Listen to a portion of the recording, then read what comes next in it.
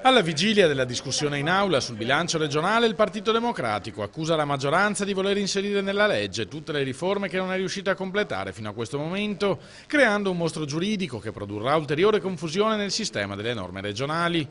È come una nave con troppi container, accusa Stefano Fracasso, a causa dei tanti impegni disattesi dalla maggioranza e contro cui daremo battaglia in aula. Invece di fare la riforma delle IPAB, delle case di riposo, e sappiamo quanto sia necessaria, si inserisce un articolo che diventa un'ulteriore complicazione per questi soggetti che hanno in carico tanti dei nostri anziani.